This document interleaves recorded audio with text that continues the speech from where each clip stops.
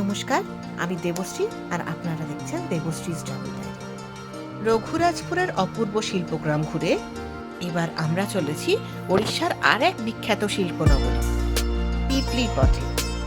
পিপলি বিখ্যাত তার রঙিন অ্যাপ্লিক কাজের জন্য, যা ওড়িশার সংস্কৃতি ও ঐতিহ্যের এক অনন্য পরিচয়। রঘুরাজপুর থেকে পিপলির দূরত্ব প্রায় ৩৫ কিলোমিটার মতো। গন্তব্যে পৌঁছতেই দেখি রাস্তার দুধারে সারি সারি দোকানে ঝুলছে রঙিন ছাতা, ল্যাম্পশেড, ওয়াল হ্যাঙ্গিং, ব্যাগ সহ নানান ধরনের হস্তশিল্প। প্রতিটি জিনিসেই ফুটে উঠেছে ওড়িশার ঐতিহ্য, শিল্পীদের নিপুণ হাতের ছোঁয়া। রঘুরাজপুরের পটচিত্র থেকে পিপলির রঙিন অ্যাপ্লিক, ওড়িশার এই শিল্প ভ্রমণ যেন একের পর এক চমক উপহার দিচ্ছে। ওড়িশার শিল্প এবং সংস্কৃতি যে কতটা বৈচিত্র্যময় এবং সমৃদ্ধ, তা বোধহয় এখানে না এলে বোঝার উপায় নেই। ভ্রমণ প্রেমী হন বা শিল্পপ্রেমী, পিপলিতে এলে যেন কিছু না কিছু স্মৃতিচিহ্ন নিয়ে যেতে ইচ্ছে করেই। তাই আমরাও কিনে ফেললাম বেশ কয়েকটা জিনিস। সবচেয়ে মজার বিষয় হলো পিপলির এই শিল্পের সঙ্গে শ্রী জগন্নাথ মন্দিরের এক গভীর সম্পর্ক রয়েছে। রথযাত্রার সময় দেবদেবীদের রথ সাজানোর জন্য যে বিশাল রঙিন কাপড় ব্যবহার করা হয়, তা তৈরি করা হয় এখানকার শিল্পীদের হাতে।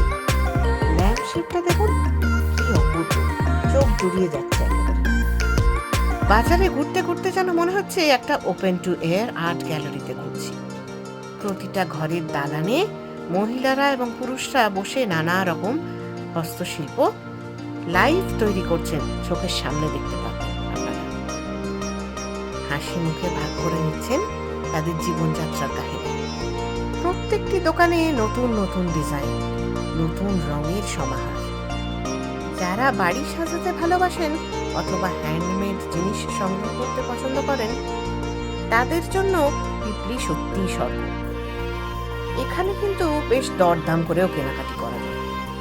ছোট কিরিং থেকে শুরু করে বড় বড় ডেকোরেটিভ আইটেম, সব রকম বাজেটের জন্যই রয়েছে কিছু না কিছু। তাই পুরী ভ্রমণে এলে এই হস্তশিল্প গন্তব্যের জন্য সময় রাখবেন অবশ্যই।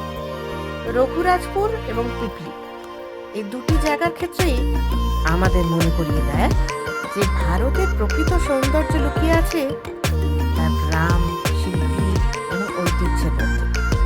পিপলির রঙিন এই শিল্পযাত্রা যদি আপনাদের ভালো লাগে, তাহলে অবশ্যই এই ভিডিওটিতে একটা লাইক করে দেবেন আর শেয়ার করে দেবেন সকলের সাথে। আর আমার channel Debashree travel diary subscribe করতে কিন্তু একেবারেই ভুলবেন না। কোথাও সূর্যের ছবি, কোথাও ময়ূর, কোথাও হাতি, কোথাও আবার জগন্নাথ সংস্কৃতি।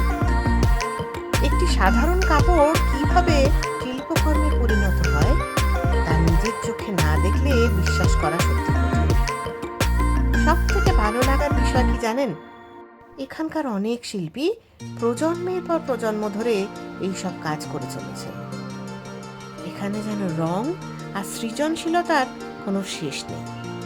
ক্যামেরা যতই ঘোরে, নতুন নতুন ফ্রেম চলে আসে যেন।